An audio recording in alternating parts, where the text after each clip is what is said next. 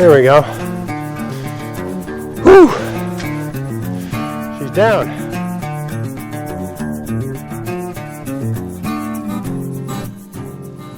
All right, as a test of this, what I'm calling the ideal bushcraft axe, and of course that's arguable.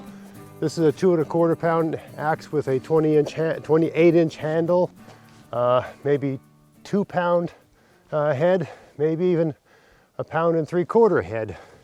Really depends on your size and your strength and so on and so forth. I wouldn't want to go any heavier than this, and I'm 6'4", about 215 pounds. Of course, it's not all muscle, but yeah, we're a reasonably strong big guy. I wouldn't want to go any heavier than this. And you know, I might even be able to convince to go a 1/4 pound lower, give or take. Anyway, you're in a situation where you're in the woods and you need to make a big fire. For whatever reason, you're going to set up camp for the night. And you look around, there isn't a lot of dead standing trees. Now, where I live, that's extraordinarily rare, but let's just pretend. Let's just say here somewhere where that's the case. And actually, this particular stretch of woods here, and sure, there's dead trees around, but there isn't the usual plethora of them. But I got this great big dead tree here. It's about, yeah, it's at least 12 inches in diameter. And it's sound. Like, I did a little test on the other side, but that is like kiln dried lumber. I mean, that is a dry, not rotten tree. Sure, the bark rotted off. I don't know how this tree died, but it has stayed in great shape. And who knows what kind of shape it's in up top. Hopefully it's not a widowmaker. But we're going to bring this sucker down. This would be, you know, if I had to make a big fire to last all night, this would be one of the trees I'd want to use for that sort of thing, because it's ideal for a long log fire, or even a Siberian log fire, different styles of big all-night type fires. This would be ideal for that, certainly for the backing wall of it anyway. So let's get started, and let me talk a little bit about what, you know, one of the reasons this length of axe is ideal is because if you're standing, if you hold it against the tree, if you hold it the way you're going to hold it to swing it, and you push it against the tree and stretch your arms out, that is the distance you need to be from the tree with that length of axe. If you're swinging it, and for whatever reason it glances off the tree, it's going to hit the ground before it gets to you. It's not going to go into your shin. It's not going to go into your foot. You know, if you're doing your swing, you know, let's say no higher than the top of the axe. I'd even go a bit lower than that. So you don't want to be swinging waist height and higher, right? You see a lot of people on TV swinging like this because it seems natural to swing sort of waist height. But really, you want to be down near the ground in an almost awkward position, because that way if something goes wrong, you're not going to hit yourself, right? Now it's odd here because this tree's growing on a bit of a mound, so it's not ideal. But you know, if you have a really sharp axe, it's great for cutting, but if something goes wrong, it's going to go right into you. Anyway, so that's why you want that situation. With the shorter axe, you do the same sort of thing. If you had a 20-inch handle axe, which is about here on this axe, you'd get on your knee and hold your arms out. And that's how far you got to be. Because that way, if you miss, it's not going to go into your foot, right? If you miss this way, it's not going to go into your knee. It's going to hit the ground before it gets to your knee. And, you know, having your axe go into the ground can be bad for the blade, but it's much better for your knee. Anyway, so I'm going to get this started here. This tree here is in a bit of my way, but I don't feel like cutting it down. I don't feel like doing that to the tree. So I took a couple branches off here, and you know, just to give you a sense of how sharp I got that axe. It's that sharp, right? It's that sharp. That's how sharp it didn't come that way from the store. It was not sharp at all. Now it's that sharp. That's how sharp you want it for doing the range of tasks, from felling trees to sharpening, you know, sharpening sticks to carving out things, splitting logs, whatever. And I guess it would be useful to do all those things with this axe on this channel, just to show the versatility of the 28-inch, you know, relatively light-headed axe. Light, but not too light. So right now we're going to take down a big old tree, okay? So I want the tree to fall this way. That's the way I want it to fall. So I'm going to make my my wedge right there, right? That area. Now when you're taking down a big tree, the impulse is to do some cuts this way and then come up like this. But that is not what you want to do. That is most likely to get you a, some plastic surgery you weren't really planning on. And not the kind that makes you look like a crazy megastar, but the kind that, you don't want. So what you do is you do a cut at about a 45-degree angle to the tree, and then you do another cut lower. You just do 2 parallel cuts, alternating back and forth. And what you'll find, when you're doing that, didn't quite have that on 45 degrees. You can see, perfect first swing goes right into the ground, not into my foot. A perfect example of why you want to do it that way. But anyway, you work that angle, you sort of follow it, get it out a little bit, and then you do the lower one. Your 2 cuts are about an axe head apart, okay?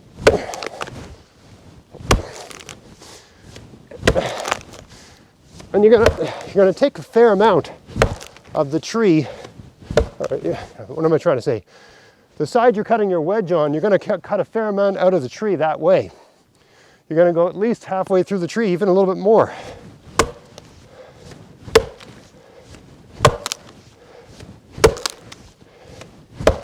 Now you see this relatively small axe, and I mean this is dry wood. Dry wood is harder to cut than green wood. It's harder, but we're getting in really good, and we're making big chunks, right? If you're using an axe properly, you're getting big chunks.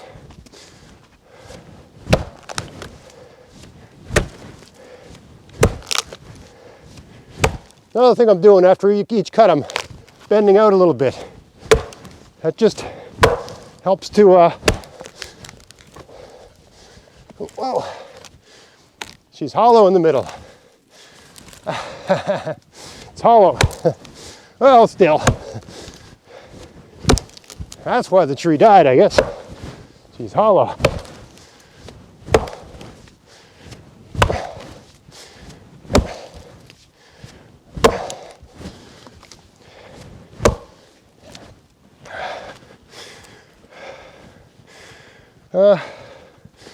Take a little bit more from that side over there.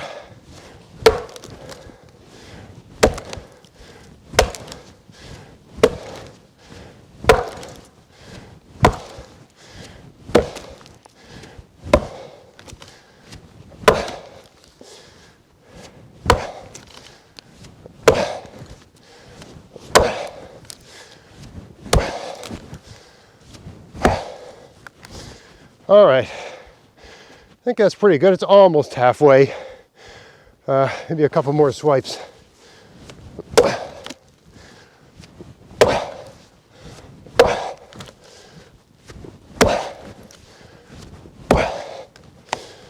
All right. Yeah, nothing gets a heart pumping like swinging an axe. All right.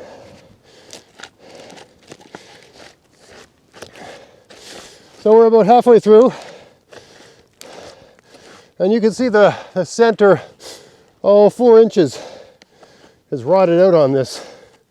That can make a tree a little unpredictable, but anyway, doesn't seem to be moving much right now.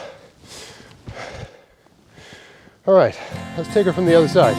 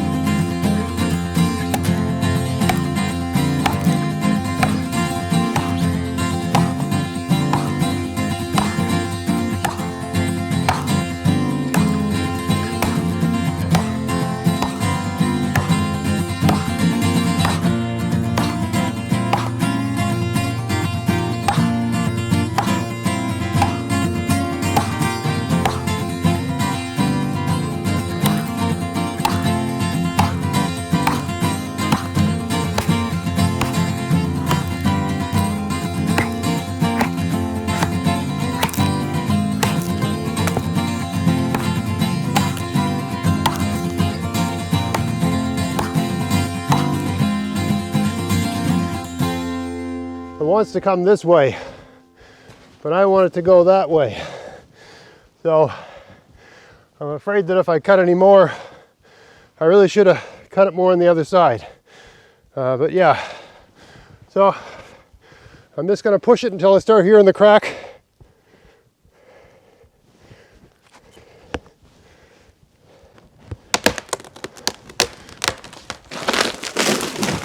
There we go. All right, so just so you can see, right, there's the stump relative to the axe, and there's the tree. It was missing, I'd say, at least half its length. It had been broken off near the top. And you can see here where it was really sound wood here, but the inner little bit was rotted out, so I didn't plan it that way. But yeah, I came out to shoot this video today, and it's just what we got. You know, from a fire making point of view, it's a great tree, regardless. Very easy to split, I would imagine, with a couple wedges. Beautiful check mark right there, could probably get it going. So there you have it, felling a tree with what some might say is an axe that's a little bit on the small side. That may be the case, but it's just large enough, right? 2 1/4 pound head, 28-inch handle, to allow you to safely and effectively fell a large tree, right? At this length, I can get enough speed, I can impart enough velocity on the head so it's going really fast when it hits the tree, and I can make the most of that 2 1/4 pounds on it. And at this length, if I miss the tree or it glances off, and you saw that happen I didn't do that on purpose, I don't want my axe going to the ground. You know, a lot of work to put a nice edge on an axe. But you saw a couple times in the video, it glanced off the tree, went into the ground, didn't hit my feet because I was the right distance. You know, you hold the axe the way you're going to hold it to swing it, stretch your arms out, put it against the tree, that's where you need to stand, okay? If you're standing like that and you're going to bend your knees a little bit, you're going to be bent over a little bit like that, and you swing, you can really use your body instead of having it be all arm, and you can really get you know, some power into an axe. The footing was a little bit odd when I was taking this down, so I couldn't use my body as effectively as I would have liked to. It's very, just because of the snow and it's not even ground, I just couldn't, you know, get a proper sort of, you know, using your body for the momentum. But that's the great thing about the reasonably, you know, large enough two-handed axe, is that it's not all arm, right? You can twist your torso, right? You can pivot at your hips. You can use your legs. You can get your whole body into it, and not burn your arms out. And just get them, you know, once you've done that enough times, you get a pretty relaxing cadence in your swing, and you can really let the wood fly. I mean, you can see some of these, I mean, you know, you don't get chips like that when you're cutting down a tree if you're doing it wrong, right? That's all there is to it. So I hope you found that interesting. We're gonna do some more videos here. I got a nice tree here, so maybe I'll do some other videos on limbing, and a couple tips on limbing, and maybe one on splitting the log. It's kind of a cool thing to do. I got no particular reason to do it other than to do a video on that, but some other stuff we can do. So I hope you found that interesting. If you did, please like, share, subscribe. Click the bell if you want to be notified when I make a new video. Of course, you can follow me on, if you don't have a Google account or whatever, you can follow me on Twitter or Facebook. Every time I make a new video, I put a notification on there. Just look for Outdoors on the Cheap.